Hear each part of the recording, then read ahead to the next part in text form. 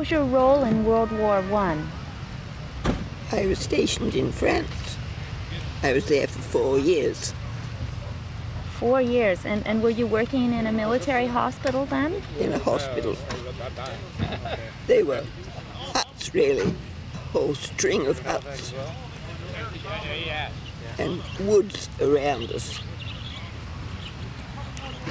And we did 8 hours straight off. No chairs to sit on or anything. Oh dear. And walked up and down. We had 20 patients, 10 on each side of the hut. And they were coming in and out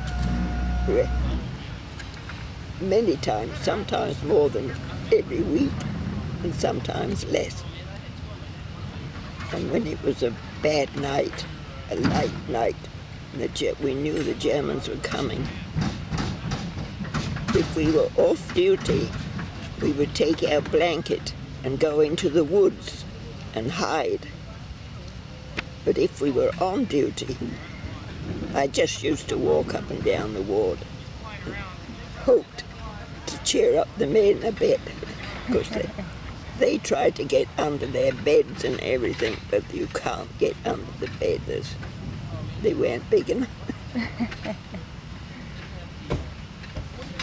I guess you were afraid that you might be bombed. Oh yes, we were bombed. Mm-hmm. Yeah. What kind of it sounds like you had a fairly heavy workload. What kind of supplies did you have? Supplies. We had. I know you didn't have penicillin in World War I. No, we didn't have. We had very few drugs. Very few drugs. If you were constipated, you had a number 9. And if that didn't work, you had a dose of cod liver oil, of oil of some kind, anyway. But I know because I had to go to the matron and get the same dose. And I threw it up, they got outside her door. What is number 9? A pill, a big pill. Uh-huh. Is your pills were just numbered? Is that right? No, I don't know. That was the number. I think that was the only pill I knew of. One night we had horses tethered just by us, and a bomb hit them. Oh dear. And it was a terrible noise. Of course, it might have been us. It was so near. Yes. Terrible. They screamed and screamed and screamed. Oh. But anyway, the Germans came over and they dropped a bomb and it hit the horses instead of us. Quite a few of them were dead. And then, of course, we always had, for our meal at night, we always had horse meat, sausage. Oh my goodness.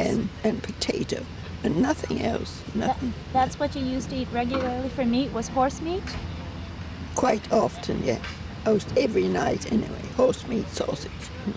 Oh, I didn't realize that. Well, the French people seem to like it, but we didn't like to think of eating our horses. That's understandable. How did you make out without penicillin in World War I? What kinds of things could you do to it? No, we just didn't have it. We didn't know about it. So. Mm-hmm. We had all kinds of different diseases. Mm-hmm. Some were frozen feet and hands. It was awfully cold at times, terribly cold. Yes. What other kinds of injuries would you get coming into the hospital besides frozen feet and frozen hands? Well, I was in the medical ward, but the other ones I was in surgical ward sometimes, but my own special ward was the medical ward, and we had dysentery and flu and pneumonia. I never lost a case of flu.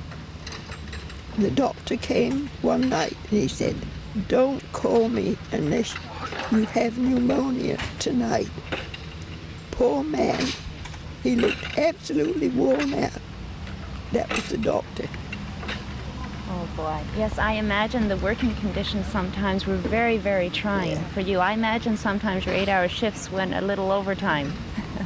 No, we didn't do much No. overtime. You simply couldn't. If you run for 8 hours, you've done it. Then you have to get out and go to the woods or something, I mean.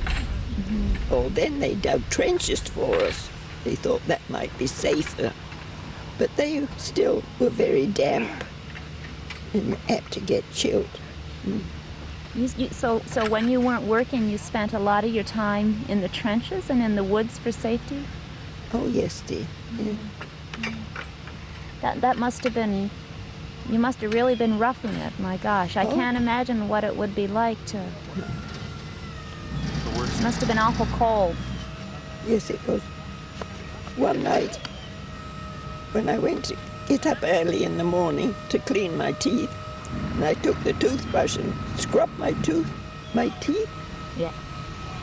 and I made my gums bleed. The toothbrush was frozen stiff.